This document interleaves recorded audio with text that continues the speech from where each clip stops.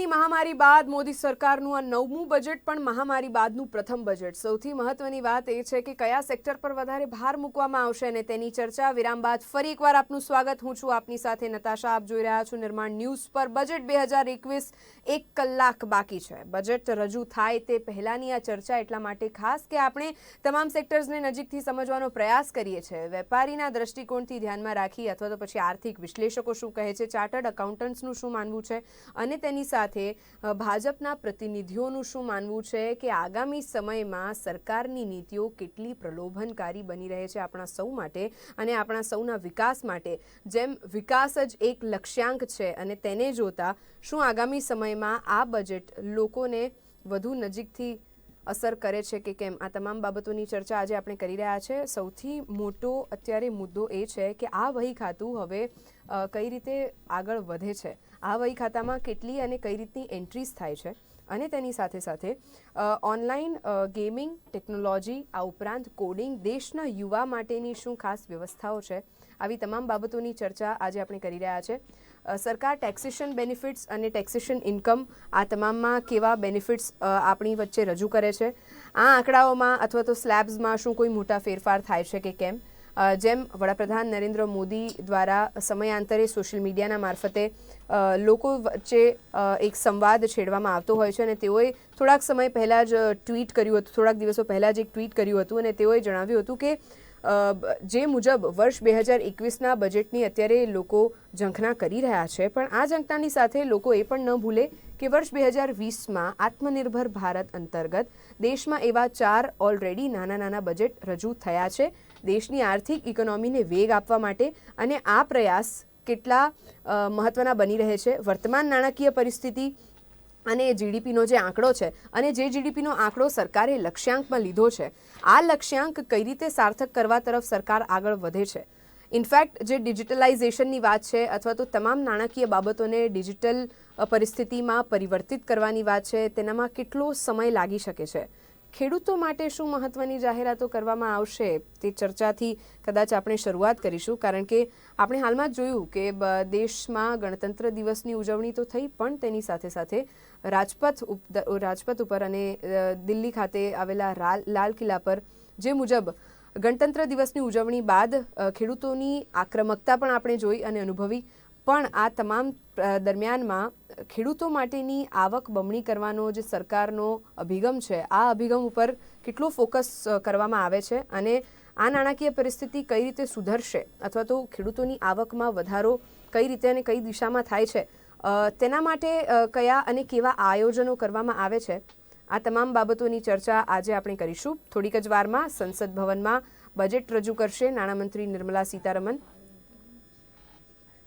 Cabinet બેઠકમાં બજેટને ધ્યાનમાં રાખી અને જે તમામ ચર્ચાઓ પૂર્ણ કરી લેવામાં આવી અને જે આ દ્રશ્યો આપણે જોઈ રહ્યા છે ફરી એકવાર કે જ્યારે નિર્મલા સીતારમણ દ્વારા બજેટનું ટેબ રજૂ કરવામાં આવ્યું હતું મીડિયા સમક્ષ અને તેઓની સમગ્ર ટીમ મીડિયા સમક્ષ આવીને અને ઘણા ખુશમિજાજ દેખાયા હતા. સૌથી મહત્ત્વની બાબત છે કે દેશ માટે એક નવી આર્થિક વૃદ્ધિ દર્શાવશે તેવું અનુરાગ ઠાકુરનું માનવું છે. કોરોનાગ્રસ્ત અર્થતંત્રને બેઠું કરવાનો જે સરકારનો નિર્ધાર છે, આ નિર્ધાર કઈ દિશામાં આગળ વધે છે, આ તમામ ચર્ચાઓ કરવા માટે આજે આપણે ઉપસ્થિત થયા છે.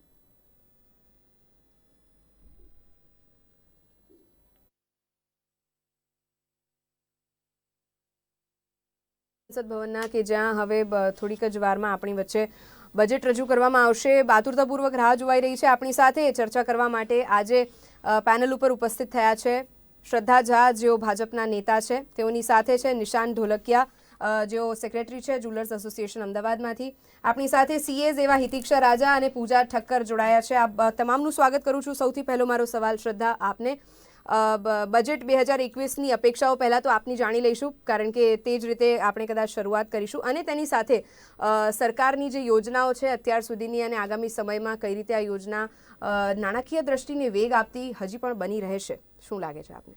ચોક્કસથી આપણે સૌને, મારી સાથે ઘણા બધા લોકો એટલે કે દરેક વર્ગના લોકોની અપેક્ષા છે કે ખૂબ સારું એવું બજેટ આપણને સૌને મળે અને વિશ્વાસ પણ મને છે કે અમારી સરકાર એટલે કે નિર્મલાજી ખૂબ સરસ મજાનું બજેટ લઈને આવે જેમાં બધા વર્ગોને આવરી લેવામાં આવે, બધાના પ્રશ્નો, બધાના પ્રોબ્લેમ્સનો બને એટલો નિવાડો એટલે કે બને એટલા એ પ્રોબ્લેમને સોલ્વ થઈ શકે એટલો પ્રયાસ એ 100% એફર્ટ નાખે એવી આપણા સૌની અપેક્ષા છે અને એ ચોક્કસથી ખરું ઉતરશે એવું આપણે બજેટ બાદ એવી સરસ મજાની ચર્ચા કરીશું. બિલકુલ, આશાઓ ઘણી બધી છે. જેમ આ પહેલાં આપણી સાથે પેનલ ઉપર ભારતીય જનતા પાર્ટીના નેતા સત્યેન ગુલાબકર હતા અને ત્યારે પણ ચર્ચાના અનેક મુદ્દાઓ હતા અને પહેલું એ દિશામાં પણ હતું. એક તો દેશના યુવાને આપણે ફોકસમાં રાખીને અને ઘણી ચર્ચાઓ કરી, પણ હવે મુદ્દો ખેડૂતોનો આપણે લઈએ અને ચર્ચામાં, કારણ કે ખેડૂતોના મુદ્દે આપણે હાલમાં જોયું કે કઈ રીતે ખેડૂતોની ઉગ્રતા સામે આવી. તે પછી ખેડૂત બિલના વિરોધમાં હોય અથવા તો પછી ખેડૂતોની આવક અને તેઓને પડતી મુશ્કેલીઓની વાત હોય, જ્યારે સરકાર કટિબદ્ધતા દર્શાવે છે શ્રદ્ધાજી, તો ખેડૂતોનો આ મુદ્દો શા માટે વિફર્યો અથવા તો આપણી સામે શા માટે એવા દ્રશ્યો આવ્યા, તેને અત્યારે આપ બાકાતમાં રાખી અને માત્ર એક મુદ્દો જે આપણે ફોકસમાં લઈએ કે ખેડૂતોની આવક બમણી કરવા તરફ સરકાર આ બજેટમાં શું વિશેષ જોગવાઈઓ કરી શકે? ચોક્કસથી ખેડૂત એ કહેવાય ને કે આપણો દેશ ઓલરેડી કૃષિ પ્રધાન દેશ છે એટલે ખેડૂતોને તો હંમેશા પ્રાધાન્ય આપવામાં આવે છે. તમે અત્યાર સુધીના અમારી સરકારના જેટલા પણ બજેટ જોશો એમાં ખેડૂતોનું એક આગવું અને વિશેષ સ્થાન રહેલું છે. એમ છતાં તમે આપે જેમ વાત કરી કે હમણાં જે થોડા સમયમાં જે બધા ઇસ્યુઝ થઈ રહ્યા છે ખેડૂતોને લઈને, જે બધી અફરાતફરી થઈ રહી છે, જો એમાં બહુ વિસ્તૃત ચર્ચા ન કરતા આપણે કહીએ તો એમાં ઘણા બધા લૂઝ ફોલ્ટ છે કે ભાઈ આખા દેશના ખેડૂતોને કેમ પ્રોબ્લેમ નથી, માત્ર 2 કે 3 રાજ્યોના જ ખેડૂતોને કેમ પ્રોબ્લેમ છે. અને રહી વાત સરકારની, તો સરકાર ખેડૂતો સાથે વાત કરવા હંમેશ તૈયાર છે. ક્યારેય પણ સરકારે એવું નથી કહ્યું કે અમે તમારી વાત જ સાંભળવા નથી માંગતા. એ લોકોએ કહ્યું કે તમે આવો, બેસો, તમારી શું વાત છે, તમારા શું મુદ્દા છે એ અમારી સાથે ચર્ચા કરો, અમે એને એટલે કે એ જે તમને નડી રહ્યું છે એ આપણે પ્રયાસ કરીએ કે ભાઈ એમાં કાંઈ થઈ શકે. પણ એ લોકો એક જ વાત પકડીને બેઠા છે કે તમે કાયદો પાછો લો. તો જો ચોખ્ખી વસ્તુ છે કે જે હિત માટે બનાવવામાં આવેલો કાયદો છે ને, આ તો સરકારનો એક રૂલ છે, કાયદો કાઢ્યો છે. તમે આજે જો એમનો કાયદો પાછો લેશે તો કાલે ઉઠીને પછી કાશ્મીરવાળા ઊભા થઈ જશે કે 370નો તમે પાછો લો. ચોખ્ખી વસ્તુ છે. પછી કાલે રામ મંદિરનો ઇસ્યુ પણ બની જાય કે ભાઈ એ બી પાછો લો. એટલે એ વસ્તુ તો આખી આઈધર એ સાઈડમાં જ આપણે મૂકવી પડે. એના મુદ્દા જે જાણવાની જરૂર છે, તો એ ખેડૂતો કોઈ વાતચીત કરવા માટે તૈયાર જ નથી. એમને માત્ર ને માત્ર એક એમના અટલ પર ઊભા છે એટલા માટે. અને રહી વાત ખેડૂતોની આવક બમણી કરવાની, તો તમે જો કે કૃષિ અને એની સાથે સાથેના દરેક ક્ષેત્રોને આપણે હંમેશા ઘઉંની વાવણીની જો વાત કરીએ ઉત્પાદન થવાની, તો 4% વધારે સાથે આપણે 325.35 લાખ હેક્ટર વાવેતર આપણે પહોંચી ગયા છીએ. કઠોળની વાવણીની આપણે વાત કરીએ તો 154.80 લાખ હેક્ટરે આપણે કઠોળ વાવવામાં પહોંચી ગયા છે. કિસાન યોજનાની શરૂઆતથી અત્યાર સુધી 93,000 કરોડ રૂપિયાની રકમ સીધા ખેડૂતોના ખાતામાં જ નાખવામાં આવી છે. આમાં કોઈ એટલે કારણ કે આપણે એ ખાતું નથી કે ભાઈ રૂપિયો આપીએ ને 25 પૈસા નીચે પહોંચે, એ વસ્તુ છે નહીં. કારણ કે સીધી એમના એકાઉન્ટમાં આપવામાં આવી છે. જો અહીંયા ખેડૂત મિત્રો હશે જેટલા પણ, એમના એકાઉન્ટમાં આવી જશે. હું પણ ખેડૂત છું, મારા એકાઉન્ટમાં પણ સરકારે પૈસા મોકલ્યા છે. દરેક ખેડૂતના એકાઉન્ટમાં આવેલા જ છે.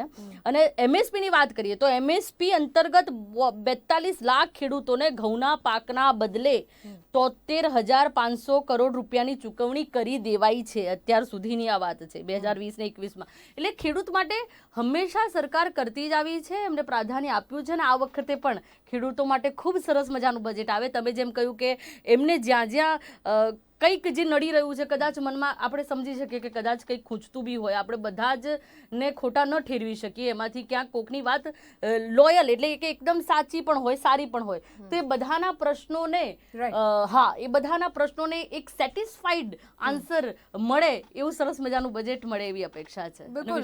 અને અપેક્ષા અને આ વિશ્વાસ કેટલો ખરો ઉતરે છે આપણે જોઈશું જ. આપણી સાથે સીએ બંને સીએસ પણ ઉપસ્થિત છે. સૌથી પહેલો મારો સવાલ હિતિક્ષાજી આપને રહેશે. બજેટ 2021ની અપેક્ષાઓ તો ઘણી બધી છે, પણ તેની સ્ટોક માર્કેટ પર શું અને કઈ રીતની અસરો જોવા મળે છે, આ સૌથી મહત્વનો મુદ્દો કદાચ આપણે વર્કફ્રન્ટ પર ચર્ચામાં લઈએ. કારણ કે સ્ટોક માર્કેટ્સ જ્યારે ગ્રીન હોય છે ત્યારે સૌ કોઈને ગમે છે, પણ રેડ જાય છે ત્યારે કોઈને નથી ગમતું. એટલે આ એટલી જ હ્યુમન સાયકોલોજી અને તેની વાસ્તવિકતાઓ છે. શું કહેશો આપ?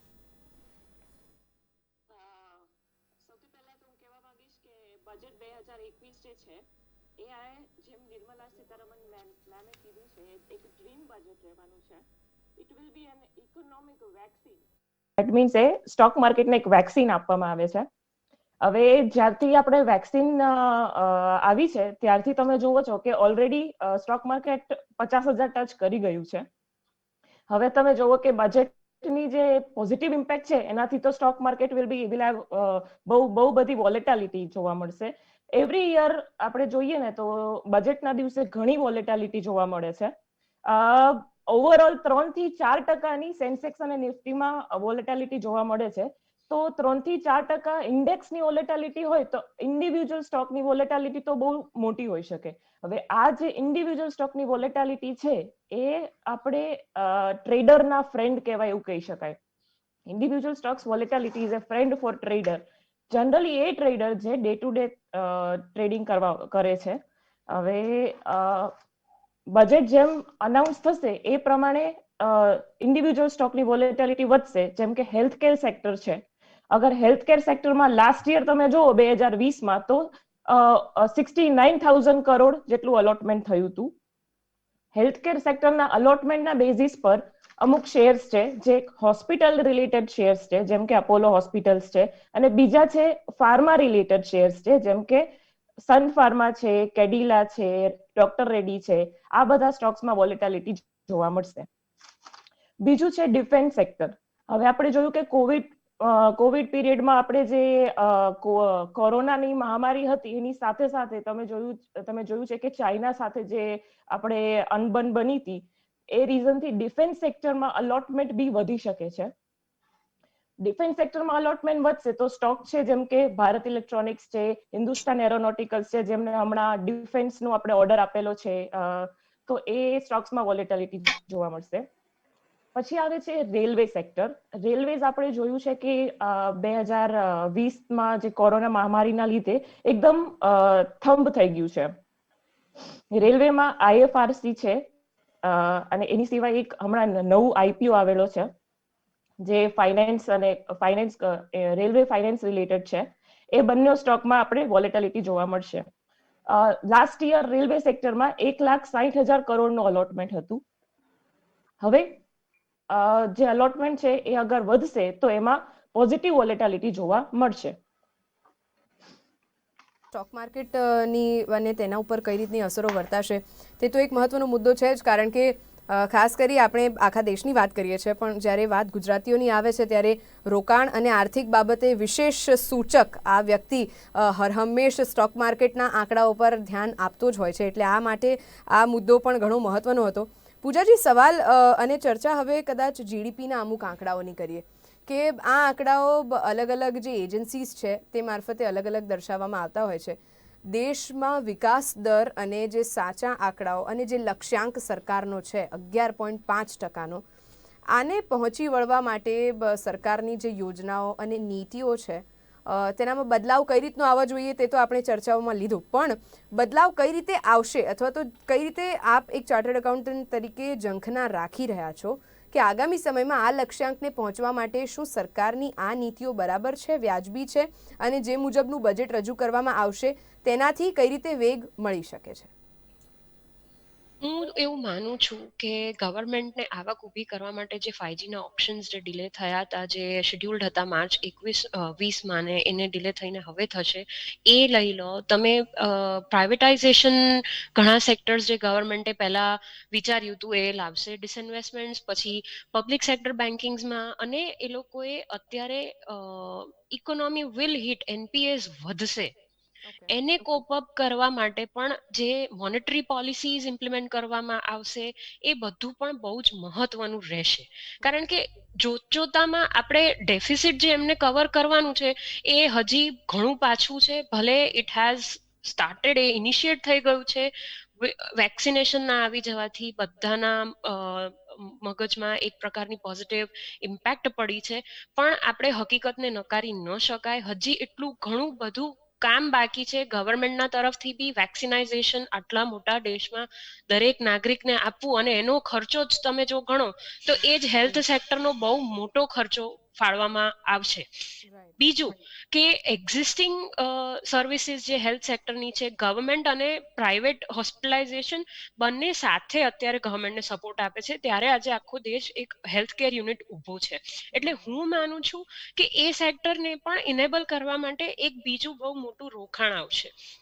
બીજું ઇન્ફ્રાસ્ટ્રક્ચર ડેવલપમેન્ટ પણ એટલું જ જરૂરી રહેશે, કારણ કે ડિજિટલાઇઝેશનનું પ્લેટફોર્મ એક એક વર્ગ માટે અવેલેબલ નથી કરવાનું, એ એક આખા પબ્લિક પ્લેટફોર્મ પર લાવવું હોય તો એના મૂળ અને એની ફંક્શનાલિટી, એની આફ્ટર સર્વિસીસ, એ બધું પ્લસ જે પ્રાઇવસી નોર્મ્સ જે એ લોકોને ધ્યાનમાં રાખવા પડશે, કારણ કે દરેક ઇન્ડિવિજ્યુઅલનો જે ડેટા, આ બધાની કોસ્ટ પણ વધશે. સાથે જે ડિફેન્સમાં આપણે ઇમ્પ્લિમેન્ટ કરવું છે તો એને બી એક ઓપ્ટિમમ લેવલ પર લઈ જઈ રહ્યા છે. મોદી સાહેબ આવ્યા, આપણા માનનીય પ્રધાનમંત્રી ડે 1 થી સોશિયલ મીડિયાથી એટલા બધા અટેચ્ડ હતા, એટલે જ કદાચ આજકાલના ભારતના યુવાઓ એ પોલિટિક્સમાં ઇન્ટરેસ્ટ લેવાનું શરૂ કર્યું. હું એવું કહીશ કે એમના પહેલા કોઈ પ્રધાનમંત્રીએ આટલું બધું સોશિયલી ઇન્વોલ્વ નથી થયું. તમે મન કી બાત પ્રોગ્રામ જોઈ લો કે તમે કોઈ બી એવા બીજા ઘણા, એટલે એમના પ્રયત્નો એ હોય છે કે એ દરેક લેવલના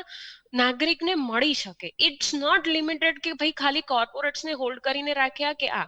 એઝ ફાર એઝ ફાર્મરનું જે આ પ્રોટેસ્ટ ચાલી રહ્યું છે, એમાં જે શ્રદ્ધાબેને કહ્યું એમાં કદાચ હું મારા દ્રષ્ટિએ અગ્રી કરીશ એમની સાથે કે આજે પરિવર્તન કોઈ બી સેક્ટરમાં લાવવું ને, અને એ બી આપણા જેવા દેશમાં, તો એ એક બહુ મોટી ચેલેન્જ ઇટસેલ્ફ છે. પછી એનું ઇમ્પ્લિમેન્ટેશન તો પાછળથી આવે છે. એટલે હજી તમે તકલીફો હોય એ શેર કરીને, અને દરેક વસ્તુ પ્રોટેસ્ટ કરવાથી કે ધરણા કરવાથી એનું સોલ્યુશન ક્યારેય આવવાનું નથી. હા, ગવર્મેન્ટ નો વાત સાંભળતી હોય તો તમે આ, કારણ કે એમાં નુકસાન તમારું અને દેશનું થઈ રહ્યું છે. ઇન્ફ્લેશન કોસ્ટ જે વધી રહી છે, હું એવું માનું છું કે જે જગ્યાએ આજે એ લોકો એના લીધે ઘણું બધું ટ્રક્સ કેટલી બધી હોલ્ડ ઉપર છે, તો તમે એ જોશો ને તો દેશમાં એક આખી ડિસ્ટ્રીબ્યુશન ચેનલ પણ તૂટી રહી છે. હા, એટલે બેસિકલી નુકસાન પણ થાય છે. જેમ અત્યારે આપણે જો કદાચ તેના માત્ર સારા પાસા જોતા હોય, અથવા તો લોકો માત્ર તેના સારા પાસા જોતા હોય, તો તેના નકારાત્મક પાસા પણ ઘણા છે, અને જેના પડઘા મહદઅંશે લાંબી દ્રષ્ટિએ પડતા હોય છે લોકો ઉપર. પછી તે પોતાના નાના મોટા વ્યાપારની વાત હોય કે આર્થિક સમીકરણોની વાત હોય. નો ડાઉટ આપણે જે ચર્ચામાં મુદ્દો હતો કે જીડીપીનો જે આંકડો છે અને તે દિશામાં સરકારની જે નીતિઓ છે, આ બજેટ બાદ આપણે જોઈશું જ કે કઈ રીતે હજી પણ વધારે આ આંકડાકીય જે માહિતી આપણી વચ્ચે પહેલાં પ્રસ્તુત થાય, અને ત્યારબાદ કદાચ આપણે આ વાતની ચર્ચા કરીએ તો વધારે આપણે તેના ઉપર ભાર આપી શકીશું. મુદ્દો હવે એ પણ છે કે એક કહેવત છે, શ્રદ્ધાજી, મારો સવાલ આપને છે કે be the change you want to see in others. Mahatma ગાંધીના કોટ છે કે આપણે એ ચેન્જ પહેલાં આપણામાં લાવીએ કે જે આપણે જોવા માંગીએ છીએ દેશ પાસેથી. પેપરલેસ બજેટ રજૂ થાય છે આજે. મોદી સરકારનું 9મું બજેટ તો છે જ.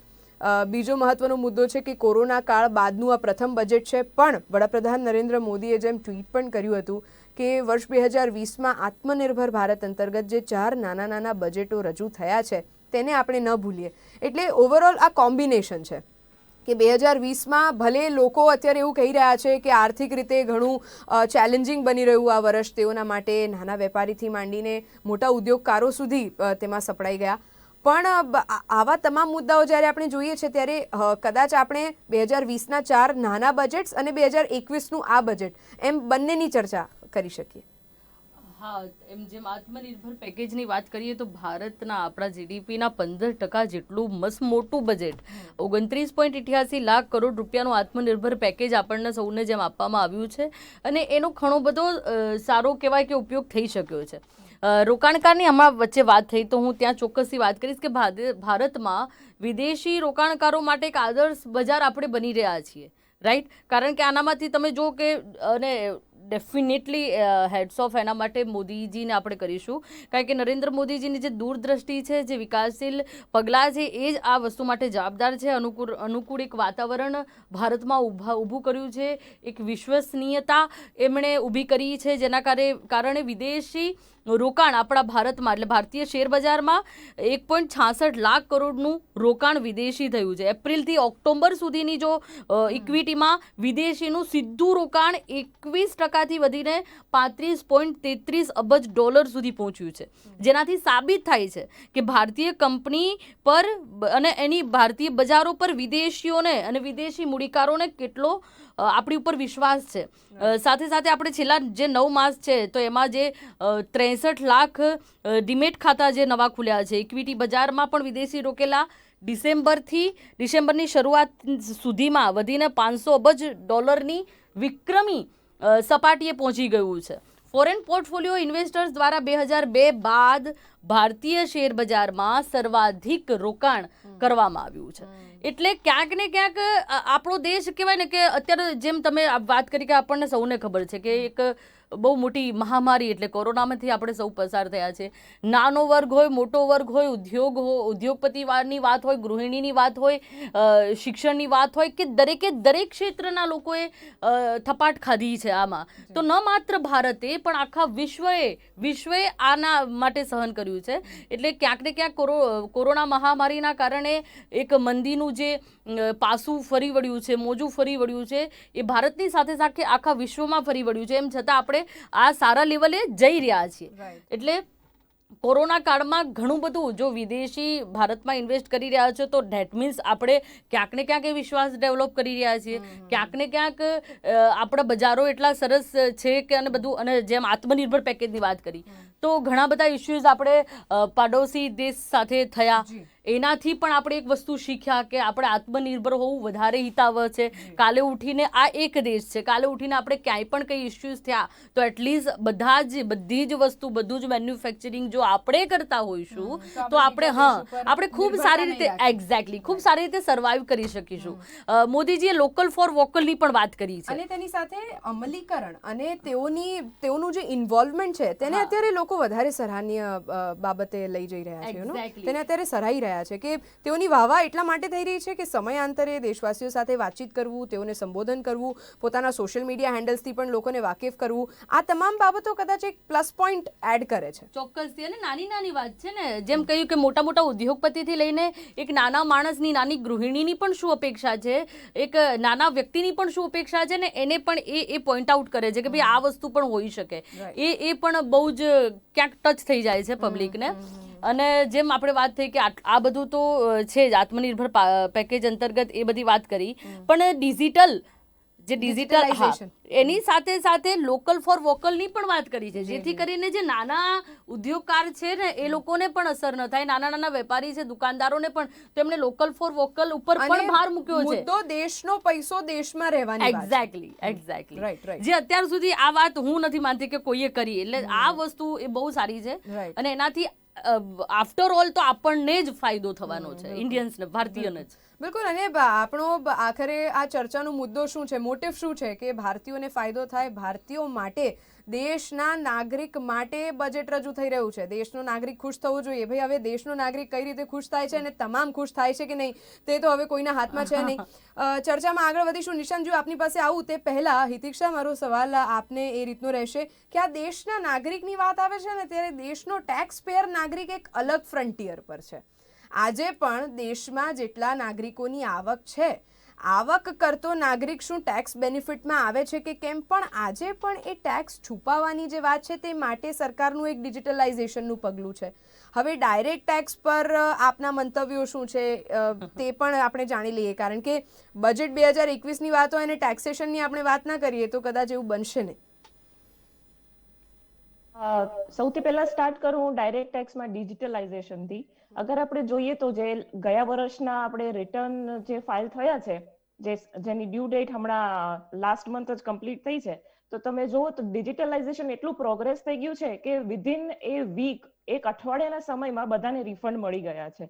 જેને વેલિડ રિફંડ હતા એ બધાને એક અઠવાડિયામાં મળી ગયા છે. બહુ that is a very good progress of digitalized India.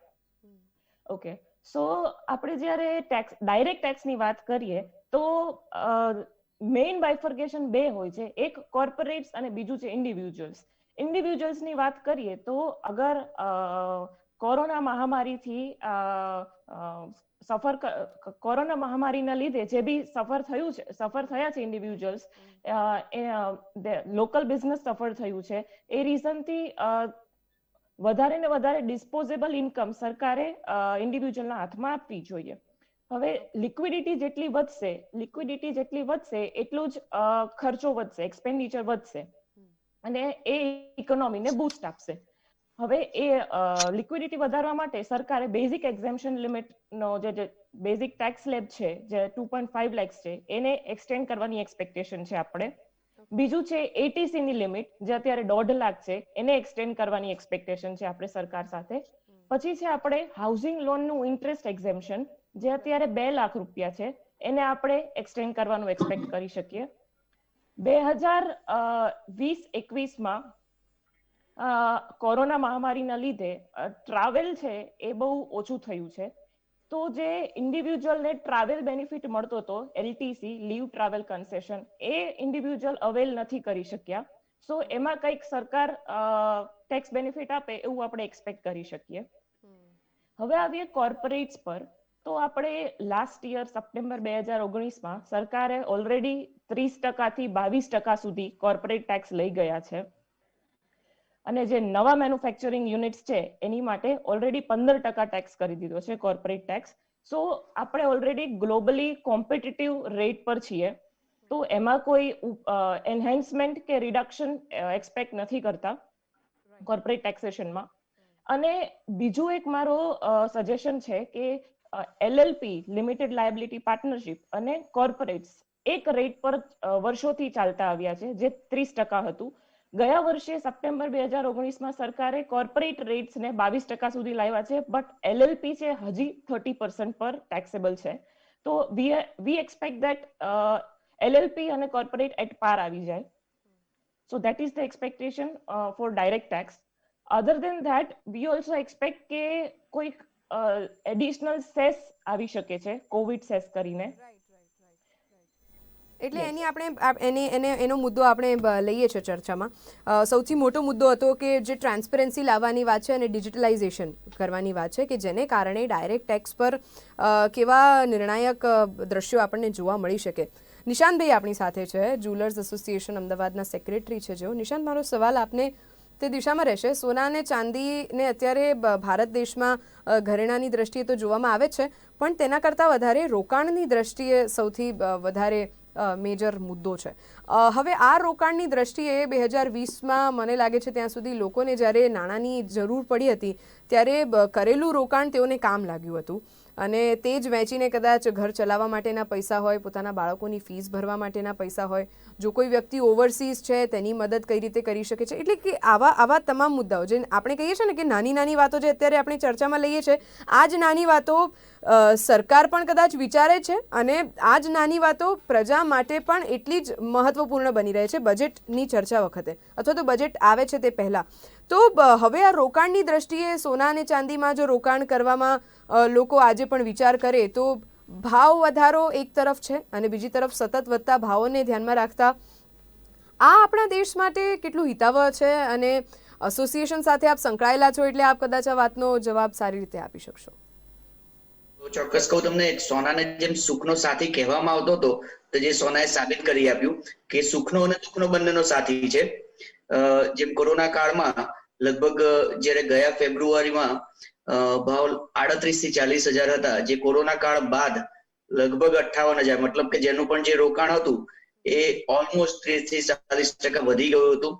તો જે રોકાણકારોને એક ફાયદો થયો, તેમજ જે મધ્યમ વર્ગ એની નાની નાની બચત સોનામાં કરતો હતો, ચાંદીમાં કરતો હતો, તો તેના વળતર રૂપે તેને ક્યાંક એક ટેકો મળ્યો, સહારો પણ મળ્યો. તો ચોક્કસથી હું એમ કહી શકું કે સોનું એ હાલમાં પણ 51,000ની આસપાસ કોટ થઈ રહ્યું છે. પણ અમારી નિષ્ણાતોની અને તમામની સલાહ એક જ છે, કોઈ પણ ભાવે આપ સોનું ખરીદશો, એવું કહેવાય છે કે આપણા જે ઘરમાં બાળક છે તો સોનાને એક બાળક સ્વરૂપે બીજું કે ત્રીજું બાળક તરીકે જો તમે ઉછેર કરો અને 20 વર્ષ બાદ જો એને કમ્પેર કરો તો ત્રીજું બાળક તમને 100% છેતરશે નહીં અને તમારા બુઢાપાની લાકડી બનીને રહેશે, એવું કહી શકાય. અને જેમ 364 દિવસ વેપારી સરકારનો વિશ્વાસ જીતવા માટે મથે છે, તેમ આજનો દિવસ સરકાર માટે વેપારીનો વિશ્વાસ જીતવાનો છે, એમ ચોક્કસથી હું કહીશ. તો જેમ સોના ઉપર જે એડિશનલ અત્યારે હાલમાં 12.5% ડ્યુટી છે, 3% જીએસટી છે, તો 15.5%નું જે ભારણ છે, જે અન્ય દેશો કરતા ક્યાંક ને ક્યાંક ઓછું છે, પરંતુ વધારે છે, અને અન્ય દેશોમાં જે ઓછું છે, તો ક્યાંક ને ક્યાંક એમાં પણ જો એક નિયમમાં થોડા ઘણા ફેરફાર થાય અને સરકારની જો રેવન્યુ ઓછી ન થાય એવા કોઈક વિચારણા કરવામાં આવે તો ચોક્કસ લોકો સોના તરફ આકર્ષાશે. હાલમાં વિશ્વમાં દરેક જગ્યાએ આપ જોશો તો વ્યાજદર ઘટી રહ્યા છે, જેના પરિણામે લોકો પોતાનું જે મૂડી રોકાણ છે એક સેફ ઇન્વેસ્ટમેન્ટ તરફ જઈ રહ્યા છે. જ્યારે આજે યુએસમાં 2023 સુધી એવું કહેવામાં આવ્યું છે કે વ્યાજદર 0ની આસપાસ રહેશે. તો એવા સંજોગોમાં લોકો પોતાના જે નાણાકીય વ્યવહાર છે કે જે રોકાણ છે એ બેંકોમાં નહીં કરે અને સોના તરફ વધુ આકર્ષાશે. તો આવા સંજોગોમાં આંતરરાષ્ટ્રીય સ્તરે પણ સોના અને ચાંદીના ભાવમાં ઘણા મોટા ફેરફાર આગામી સમયમાં જોવા મળી શકે એમ છે. તો આપના માધ્યમથી હું દરેક શ્રોતાગણને એટલું જ કહેવા જરૂર માંગીશ કે આપનું જે પણ બચત થાય છે એની 10%, 20% કે સગવડ હોય, આજે માર્કેટમાં દરેક જ્વેલર લાઇટ વેઇટ જ્વેલરી સાથે ઉપલબ્ધ છે, નાનામાં નાની 1 ગ્રામ ગોલ્ડ બાર સાથે ઉપલબ્ધ છે, તેમજ ચાંદીમાં પણ આજે નાનામાં નાની 5 ગ્રામ 2 ગ્રામની લગડીઓ મળે છે. તો તેમાં રોકાણ કરીને પોતાને એક સમજો સેફ મહેસૂસ કરાવી શકે છે અને તેને સુખના અને દુઃખના સાથી તરીકે એને રાખી શકે છે. જૂની કહેવત કદાચ સાર્થક થઈ શકે કે જેમ આ કહેવત છે સોના ચાંદી માટે કે સુખનો અને દુઃખનો સાથી કહેવાય છે તેને. હિતિક્ષા, વધુ કયા મુદ્દા ઉપર આપણે અત્યારે ભાર આપી શકીએ? કારણ કે આપણે જ્યારે બજેટને સમજવાનો પ્રયત્ન કરીએ છીએ કે કઈ દિશામાં બજેટ આવશે, તે તો જરૂરી છે જ, કેવું આવશે તે પણ અત્યારે લોકો ઘણી બધી એક્સપેક્ટેશન્સ રાખી રહ્યા છે. આપના મતે કયો એવો મુદ્દો છે કે જેના ઉપર અત્યારે આપણે ચર્ચા આગળ લઈ જવાની વાત છે અથવા તો લોકોને આપણે તે બાબતે વધારે વાકેફ કરવાની વાત છે? ઓકે, તો જેમ મેં કીધું કે એક એડિશનલ સેસ ઇન્ટ્રોડ્યુસ થવાનું એક્સપેક્ટેશન છે. તો કોવિડ સેસ નામથી કોઈ સેસ ઇન્ટ્રોડ્યુસ થઈ શકે છે. આપણે એવું એક્સપેક્ટ કરીએ કે કારણ કે આપણે ઇન્ડિવિજ્યુઅલને એક ડિસ્પોઝેબલ ઇન્કમ વધારે આપવાની વાત થાય છે, તો ઇન્ડિવિજ્યુઅલ પર શાયદ કોવિડ સેસ ઇન્ટ્રોડ્યુસ ના થાય, પણ કોર્પોરેટ્સ પર થઈ શકે છે. અને આપણે એવું એક્સપેક્ટ કરીએ કે આ 1 વર્ષ માટે જ સેસ હોય. એ ફાઇનાન્સ મિનિસ્ટર સ્પેસિફાઈ કરે કે આ સેસ 1 વર્ષ સુધી જ લેવામાં આવશે.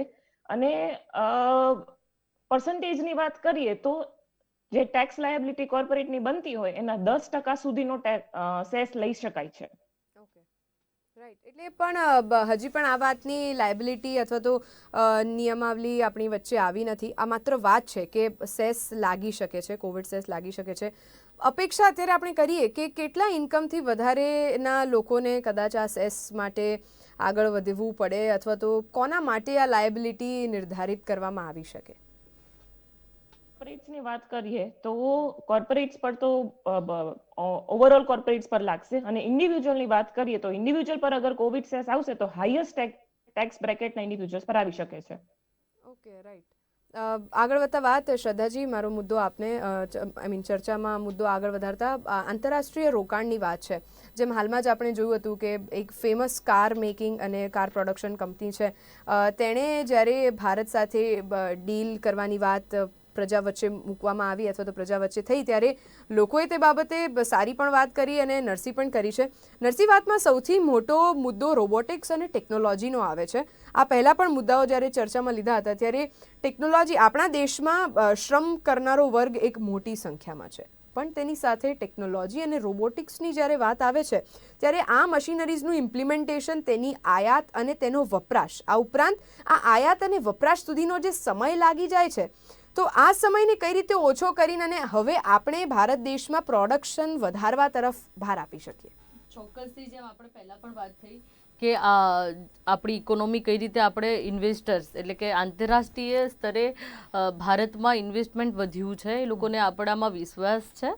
અને તમે જેમ વાત કરી તો સ્વદેશી કંપનીઓને પણ પ્રોત્સાહન આપણે આપ્યું છે અને એના માટે લગભગ 12 કરોડ જેટલી નોકરીઓને જે રોજગાર પૂરો પાડે છે. એટલે દેશની જીડીપીમાં 29% જેટલો હિસ્સો, એટલે કે દેશની કરોડરજ્જુ સમાન જે છે, તેમના માટે પણ મોદી સરકારે આત્મનિર્ભર ભારત યોજના હેઠળ આર્થિક પેકેજ આપવામાં આવ્યું છે. એમએસએમઈની જો વાત કરીએ આપણે આ લગે તો એ સેક્ટરને પ્રોત્સાહન કરવા માટે સરકારે 200 કરોડ રૂપિયાથી ઓછી રકમના ટેન્ડરમાં ફક્ત ને ફક્ત સ્વદેશી કંપનીઓ જ ભાગ લે એ નક્કી કરવામાં આવ્યું છે, જેનાથી શું થાય, આપણી સ્વદેશી કંપનીઓને પણ પર્ટિક્યુલર એક ફાયદો મળી રહ્યો છે. તમે જેમ કીધું ઇન્ટરનેશનલ લેવલની આપણે વાત કરીએ તો કોરોના કાળમાં પણ ભારતમાં 9.3 અબજ ડોલરના સ્ટાર્ટઅપમાં રોકાણો નોંધાયા છે, જેના અંતર્ગત 1088 ડીલ થઈ છે. ગૂગલ છે, માઇક્રોસોફ્ટ છે, ફેસબુક જેવી વિશ્વની ટોચની ટેકનોલોજી કંપનીઓ પણ ભારતીય સ્ટાર્ટઅપમાં ઇન્ટરેસ્ટ કહેવાય ને કે ધરાઈ રહી છે કે અમારે આમાં ઇન્વેસ્ટ કરવું છે, રાઈટ.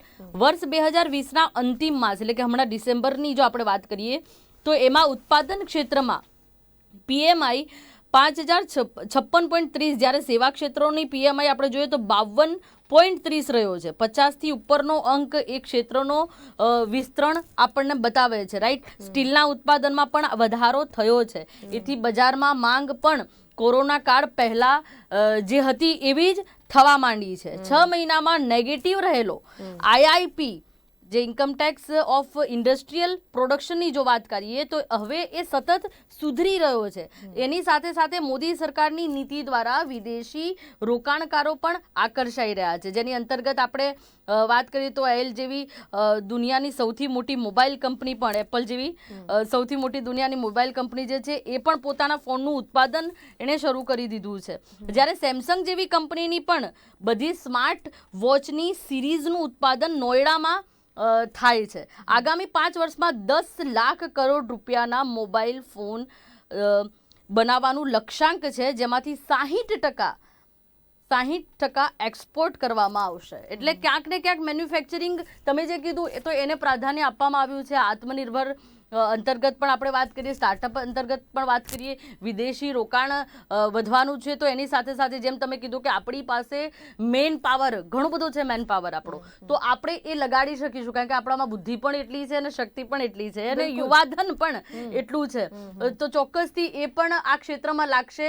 અને આગળ જેમ આપણે ચર્ચા કરી કે આપણે નાની નાની વસ્તુ માટે ક્યાંક ને ક્યાંક બીજા દેશોના પર આપણે નિર્ભર ન રહેવું પડે, એના માટે આત્મનિર્ભર બનવાનું લક્ષ્યાંક સામે આપણે હરણફાળ એટલે દોડી રહ્યા છીએ. અને ચોક્કસથી ખૂબ ટૂંકા વર્ષોમાં, આગામી વર્ષોમાં આપણે આત્મનિર્ભર ભારત ચોક્કસથી બની જઈશું દરેક ક્ષેત્રમાં. એક નાનકડો મુદ્દો અહીંયા આપણે ઉમેરીએ, જેમ દેર ઇઝ અ સેઇંગ કે ચેરી ઓન ધ ટોપ, એટલે હવે ટ્વીટ કરવામાં આવ્યું છે રાહુલ ગાંધી દ્વારા જસ્ટ બિફોર ધ બજેટ, અને તેઓએ ટ્વીટ કર્યું છે. ટ્વીટ કરતાં લખ્યું છે, સ્વાસ્થ્ય અને સંરક્ષણ ક્ષેત્રે બજેટ વધારવું જોઈએ અને ખેડૂતલક્ષી બજેટ હોવું જોઈએ. કદાચ આપણે આ જ ચર્ચાઓ અત્યાર સુધી કરી છે અને ભારતીય જનતા પાર્ટીના પ્રવક્તાઓ માત્ર આ ડિબેટમાં નહીં, અનેક ડિબેટમાં અનેક વાતો પણ કહી રહ્યા છે. આ મુદ્દે આપની ટિપ્પણી. જો એક તો બરાબર છે, એ રાહુલભાઈને એમ બી આદત છે છેલ્લી સમયે જાગવાની, તો કદાચ અત્યારે એમને ટ્વીટ કરી દીધું હશે આમ સડનલી કે મેં તો કાંઈ આપ્યું નહીં એમને સજેશન, એટલે નિર્મલાજીને તો રાહ જોઈને બેઠા હતા કે ક્યારે રાહુલભાઈ ટ્વીટ કરે ને મને કોઈ સજેશન આપે.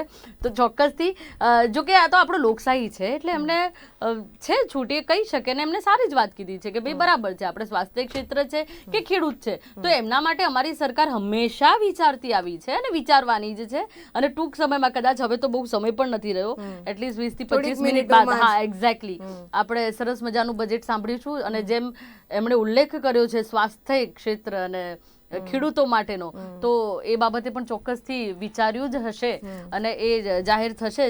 અને ખેડૂતો તો રાહુલભાઈના બહુ પ્રિય છે એવું એ હંમેશા બતાવતા હોય છે. કાશ જ્યારે કંઈ પણ ઇસ્યુ થતા હોય ત્યારે પણ એ જે ટ્વીટ ન કરીને એમની સાથે જઈને દિલ્હીમાં ઉભા રહેતા, તો આ વધારે ઇન શોર્ટ આપણે સરકાર, સંરક્ષણ, સ્વાસ્થ્ય અને ખેડૂતો, આ 4 મુદ્દાઓ પર ફોકસ કરતા આગળ વધીશું. ટૂંકમાં આપ ત્રણેય પાસે ફરી એક વખત આવીને આપના કમેન્ટ્સ જાણી લઈએ. હિતિક્ષા, સૌથી પહેલા આપ, બજેટની અપેક્ષાઓ ઘણી બધી છે, મુદ્દાઓ આપણી પાસે જે લિમિટેડ છે, કદાચ એટલા માટે લિમિટેડ આપણે કહીએ છીએ કે તેના ઉપર વધારે ફોકસ કરવામાં આવે, શું કહેશો?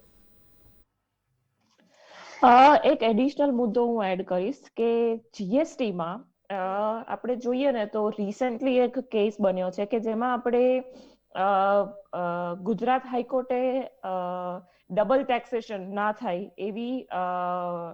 એવું એમને ઓર્ડર આપ્યો છે, જોગવાઈ કરી છે. હવે આપણે ઇનડાયરેક્ટ ટેક્સેશનમાં જોઈએ તો 2 મેઇન ટેક્સ આવે છે, કસ્ટમ અને જીએસટી. હવે કોઈ બી ગુડ્સ રો મટીરિયલ ઇમ્પોર્ટ કરીએ આપણે તો એના પરનું જે કસ્ટમ ડ્યુટી છે એની કસ્ટમ ડ્યુટી અને એક સ્પેસિફિક પ્રકારની સેસ આવે છે એ બંનેનું આપણે ક્રેડિટ મળતી નથી. અને એ રીઝનથી આપણે જે મેક ઇન ઇન્ડિયાનો કન્સેપ્ટ છે, જે આત્મનિર્ભર ભારતનો કન્સેપ્ટ છે, એને સપોર્ટ કરતું નહોતું. સો હું એવું કહેવા માંગીશ કે આજે આગામી બજેટ છે જે થોડી વારમાં અનાઉન્સ થશે એમાં થોડી ક્લેરિટી આવે કે જેમાં કોઈ અનનેસેસરી લિટિગેશન્સ ના થાય. અને હા, I would expect more clarity in GST and customs, so there is no double taxation. Yeah right. એટલે આ પણ એક ઇમ્પોર્ટન્ટ મુદ્દો છે, કારણ કે જે દિવસથી જીએસટી લાગુ કરવામાં આવ્યું તે દિવસથી લોકોમાં પણ અનેક મૂંઝવણો હતી, સમજવામાં તેને સમય લાગ્યો, પણ હવે જ્યારે આ જીએસટીની પ્રોસેસ તરફ લોકો વાકેફ થતા ગયા છે, હજી વધારે પારદર્શકતા આવે તેવું માનવું છે. પૂજા, આપ શું કહેશો? હું પણ એક બે પોઈન્ટ બીજા જે મારા ધ્યાનમાં આવ્યા છે કહેવા માંગીશ. આ આખા પેન્ડેમિક દરમિયાન જ્યાં એક બાજુ જો ગવર્મેન્ટ કદાચ ટેક્સ, કોવિડ ટેક્સ જે આપણને બધાને ખબર છે કે લાગુ કરશે, તો સામે એ લોકોએ એમના એમ્પ્લોઈઝ માટે જે work from home work stations આપવા માટે જે ખર્ચો ઊભો કર્યો છે એ પણ કંપનીઝ પણ એવું એક્સપેક્ટ કરશે કે ના, એ બી એનો કોસ્ટ અમને બાદ મળે. So various tax incentives for corporates are also expected કે આ બાબતે બીજું. અને જે એનઆરઆઈઝ ઇન્ડિયામાં ફસાઈ ગયા હતા ડ્યુરિંગ ધીસ ટેન્યોર ટાઈમ, એ લોકો માટે પણ ગવર્મેન્ટે કંઈક ને કંઈક ઇમ્પ્લિમેન્ટ કરશે જ, કારણ કે એ લોકો બી આજે એનઆરઆઈ નું ફંડિંગ ને એ લોકોનું પણ બહુ જ મહત્વનું હોય છે યોગદાન, કે જ્યારે સ્ટ્રીમલેસ હોય ને, જેમ કે હિતિક શાહે કહ્યું કે ઘણી એવી જગ્યા છે જેમ કે ડિજિટલ ટેક્સ સ્કીમ છે, એના યુએસના રિપોર્ટ્સમાં બી એ લોકોએ કહ્યું કે ભાઈ ધીસ નીડ્સ, એનો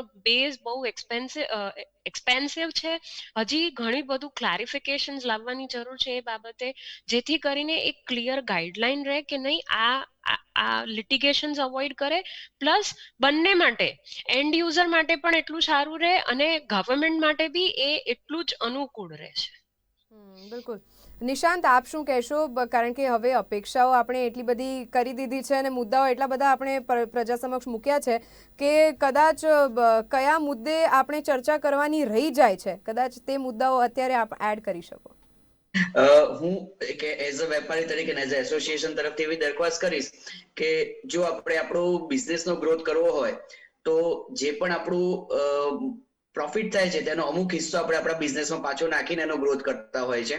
તો એમાં જેમ એન્ડ જ્વેલરી સેક્ટરનો ગ્રોથ અને દેશના ગ્રોથ માટે જેમ એન્ડ જ્વેલરી સેક્ટર આટલા વર્ષોથી જે સહયોગ આપ્યો છે, તો જેમ એન્ડ જ્વેલરી સેક્ટર તરફથી જે પણ કઈ યોગદાન દેશને મળે છે તેમાંનું થોડુંક જેમ એન્ડ જ્વેલરી સેક્ટર તરફ એ લોકો યોગદાન આપી અને જેમ એન્ડ જ્વેલરી સેક્ટરને મોટું કરે અને બાકીનો હિસ્સો દેશ માટે વાપરે, તો જેથી કરીને શું થશે કે આવું દરેક સેક્ટરમાં કરવાથી જેમ એન્ડ જ્વેલરી સેક્ટર છે કે કાપડ ઉદ્યોગ છે, તો એ લોકો પ્રેરાશે કે હા, જો મારા જ રૂપિયા અમારા જ સેક્ટર માટે વાપરવામાં આવે છે તો અમારે ટેક્સ વધારે ભરવો જોઈએ. તો આવી એક નીતિ પણ સ્પષ્ટ હોવી જોઈએ કે જે સેક્ટર તમને વધારે ટેક્સ આપે છે તેને મોટું કરવાનું વિચારણા હોવી જોઈએ, નહીં કે નાનું કરવાની.